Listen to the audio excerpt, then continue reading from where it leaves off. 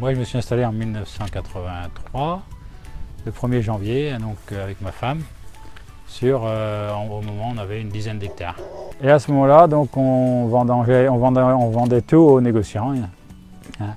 Et petit à petit, on s'est mis à recevoir les particuliers et puis à faire un petit peu de vente au détail, qu'on a progressivement augmenté. Et aujourd'hui, on exploite 11 hectares seulement, avec 2 personnes, moi et ma femme, et un salarié qui vient pendant 6 mois de l'année. Voilà, donc le cépage principal, c'est du melon de Bourgogne qu'on exploite pour faire l'appellation muscadet. Et avec un petit peu de sauvignon qu'on a César et 45 heures de folle blanche pour faire de la méthode traditionnelle. Ah oui, c'est-à-dire que mes parents étant ici sur le site vigneron, c'était intéressant au moment, c'était intéressant puisque ça marchait bien, l'agriculture marchait bien, la viticulture marchait. Donc moi j'ai fait pendant 5 ans une école d'agriculture sur le secteur, puisque dans le Muscadet on a l'avantage d'avoir l'école de Briassé qui est sur le Landreau à 15 km, et donc là-bas ils forment toujours des gens en agriculture, en viticulture et en maraîchage. Tout à fait, oui. Puisque mon père, en s'installant là, il a repris une partie des terrains de sa mère, qu'il a hérité via ses sœurs donc dans le secteur.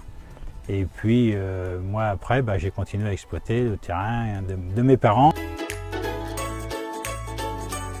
Alors, ce qui me plaît le mieux, c'est la taille. C'est aussi le plus dur, parce que c'est le plus long. Oui, quand même, oui, bien sûr.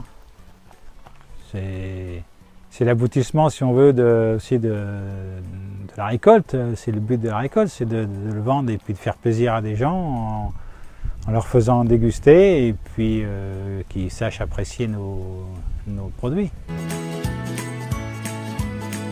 Non, pour l'instant, j'ai pas de projet pour diversifier parce que j'arrive en fin de carrière quand même. Le seul projet que j'ai, ce serait de trouver un remplaçant intéressé pour exploiter, comme on le fait. Alors, et en plus, on est un petit peu précurseur dans le secteur, puisqu'on commence à travailler, nous, avec de la litière forestière. Donc c'est un peu le projet, si on veut, mais ça va être assez court dans mon temps, qu'on essaye de mettre en place sur le secteur, sur le vignoble, sur notre exploitation. Aujourd'hui, les agriculteurs, ils sont pris pour des pollueurs. Il faut savoir quand même que si on utilise des produits, c'est des produits qui ont été agréés par des hommes politiques. Donc, si ces produits-là sont agréés, c'est pas à nous de faut dire qu'on pollue. C'est nos autorisations, enfin les gens qui donnent les autorisations qui ont des responsabilités. Nous, on prend ce qu'on nous donne. Ce qu'on veut, ce que nos firmes vendent. Mais les firmes, si elles vendent, c'est qu'ils ont eu des autorisations de vendre. Donc le problème, il est pas. Les agriculteurs, ils font pour récolter, ils font pour nourrir le monde. Évidemment, ils veulent pas. C'est pas eux qui veulent tuer les gens. C'est pas eux. On leur dit le produit, il est sain, il est bon, il est pas. On utilise et puis ils ont appris, dit non, en fin de compte, c'est un produit qui est mauvais. Oui, c'est quand même pas de notre faute. C'est pas nous. C'est vrai qu'il faut revenir à des exploitations un petit peu plus gérables, plus petites, je pense, d'une part.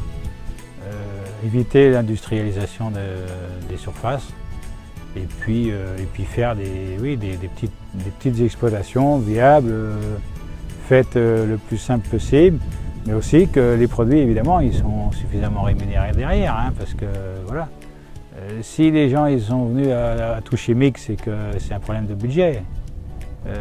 Si on pouvait encore faire, il y en a qui essayent de refaire avec des chevaux et puis naturels, mais bon, c'est pas facile de revenir en arrière hein, quand même. Hein. De toute façon, il y a des questions à se poser. Des questions à se poser sur le savoir-faire, sur comment on fait. Mais comment que ça va évoluer, on ne sait pas. C'est pas facile de bien faire.